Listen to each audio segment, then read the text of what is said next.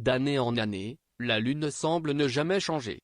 Les cratères et autres formations semblent être permanents maintenant, mais la Lune n'a pas toujours ressemblé à ça. Merci à la sonde spatiale Lunar Reconnaissance de la NASA, nous avons maintenant un meilleur regard sur une partie de l'histoire de la Lune. La Lune a probablement commencé sa vie comme une boule géante de magma formée à partir des restes d'un impact sur la Terre il y a environ 4,5 milliards d'années.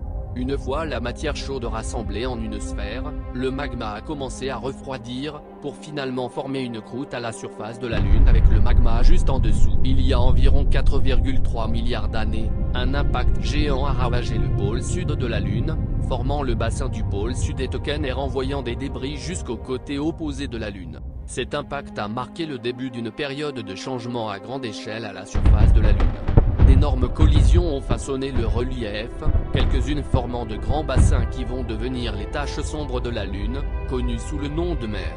Ils ont commencé comme des cratères normaux mais ont très vite changé en raison de l'ampleur des impacts sur la croûte relativement mince. L'intérieur de la Lune n'était pas encore totalement refroidi, la lave se mit à s'échapper des fissures causées par les impacts. L'activité volcanique propagea la lave partout dans les cratères, les remplissant progressivement en se refroidissant. En raison de la forte teneur en fer du basalte dans la roche, ces zones reflètent moins la lumière et apparaissent plus sombres que les hauts plateaux environnants de la Lune. Il y a 1 milliard d'années, l'activité volcanique a pris fin avec les derniers grands impacts. La Lune a continué d'être malmenée par d'autres frappes, beaucoup plus petites que celles qui ont formé les plus grands bassins. Les plus récents et les plus connus de cette période incluent les cratères Tycho, Copernic et Aristarque, qui sont uniques en raison de la forme des rayons de débris qui s'étendent autour de la zone d'impact. Enfin, nous arrivons à la Lune que nous connaissons aujourd'hui.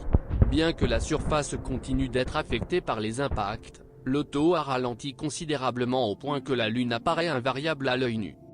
Comme un enregistrement permanent de son histoire et un aperçu sur la façon dont les cratères ont pu se former ici, sur Terre.